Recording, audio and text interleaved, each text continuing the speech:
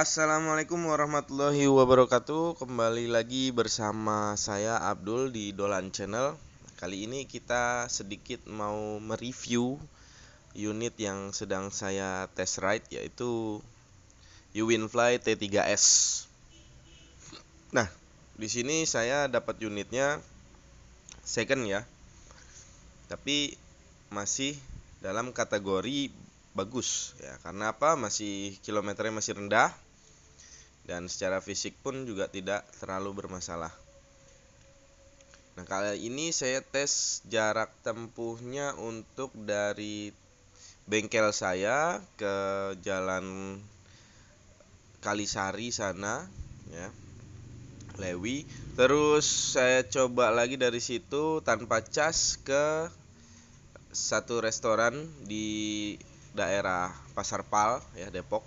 Kemudian balik lagi ke bengkel saya. Kurang lebih sekitar 40 kiloan ya, lebih dikit. Nah, di sini feel yang saya rasakan oke gitu ya, karena dia sudah mengadopsi dinamo dengan kapasitas 1200 watt dengan mampu dimasukkan daya 72 volt, dan memang bawaannya yang T3S ini sudah bukan seperti T3 sebelumnya ya. T3 sebelumnya itu kan menggunakan 60 volt ya, 800 watt. Yang ini sudah 1200 watt, 72 volt. Nah, kesan yang saya rasakan oke. Mungkin di awal memang nyentak. Mungkin untuk pengguna-pengguna baru ya, yang masih belum terbiasa dengan motor listrik, bisa dikatakan bisa jadi mungkin kaget-kagetan ya kalau bahasanya ya.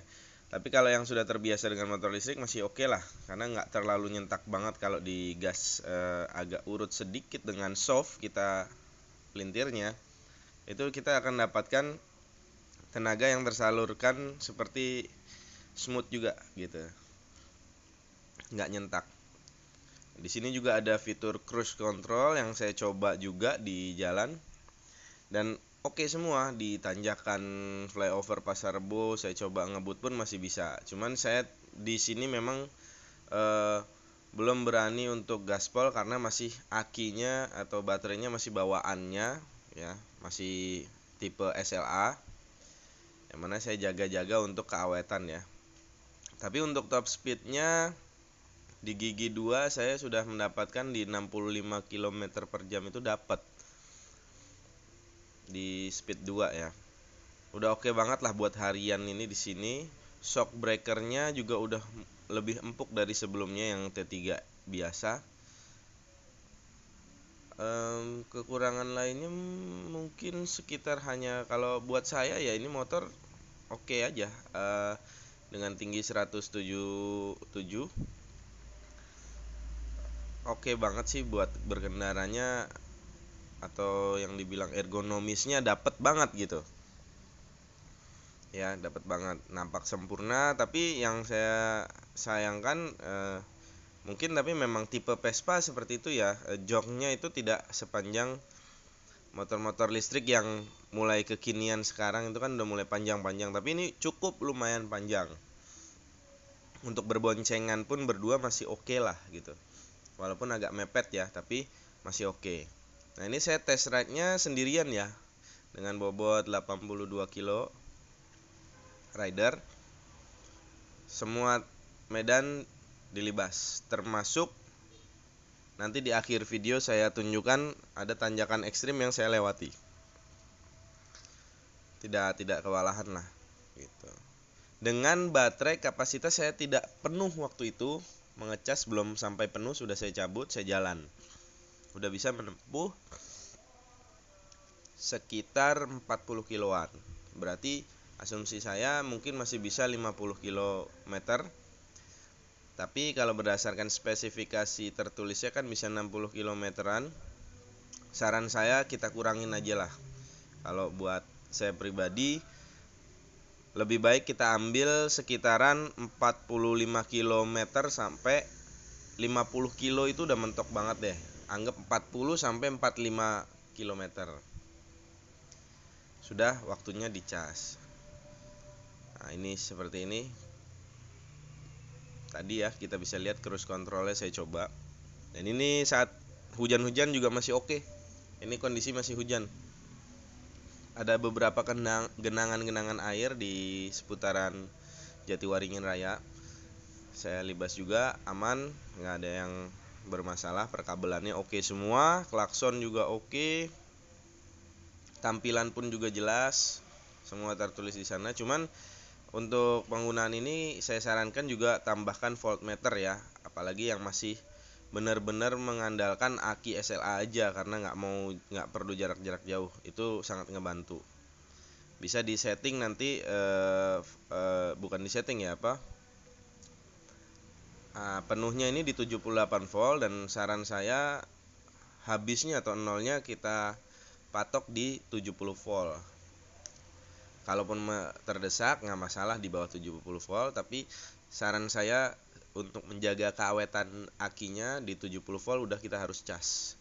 Atau sebelum 70 volt udah dicas juga nggak apa-apa. Nah, di sini fitur-fiturnya ya, ada cruise control, ada tombol P yang gambar starter itu, ada speed, tombol push button, di sini ada switch lampu ya. Kemudian di sebelah tengahnya ada speedometer yang cukup informatif. Nah, di sebelah kanan ini ada lampu jarak jauh dekat yang digeser ya, kanan kiri agak unik juga. Ini lampu sein, klakson, dan tombol mundur R. Jadi fiturnya juga lengkap. Kemudian yang beda lagi dari T3 sebelumnya, dia udah cakram depan belakang dari bawaannya. Ya, ini footstepnya juga masih sistem manual ya, kita bukanya bukan ditekan ya, memang benar-benar manual. Nah, yang saya suka juga di depannya nih, cakramnya lebar sekali, penuh sevelg ya. Oke banget, pengeremannya sangat mantep banget ini. Saya coba juga, senggol sedikit aja sudah ngerem. Overall sih oke banget ini buat harian yang jarak tempuhnya nggak mau jauh-jauh atau nggak perlu jauh-jauh. Bisa ambil ini sebagai opsi kendaraan listrik. Sekitaran 40-45 kilo masih oke pakai motor ini. Saya sih rekomendasi juga ya, karena kalau secara fisiknya ini bentuknya kekinian sekali lah buat anak-anak muda ataupun yang penggemar-penggemar Vespa bisa nih kalau mau dicoba. Nah, berikut ini saya tes tanjakan yang cukup curam. Di speed 3 saya pasang dan saya menanjak tanpa ancang-ancang ya. Langsung dari berhenti nanjak. Itu cukup curam. Nah, di sini kita bisa lihat ya, perjalanan saya 41 km totalnya pulang pergi tanpa cas. Di situ saya dapatkan waktu voltase pulangnya ya. Awalnya saya lupa lihat tapi tidak penuh. Voltase pulang itu 71 volt. Oke, sekian dulu video kali ini. Mohon maaf bila ada salah-salah kata. Semoga bermanfaat. Jangan lupa subscribe dan klik tanda lonceng, share, dan komen bila ada pertanyaan. Wassalamualaikum warahmatullahi wabarakatuh.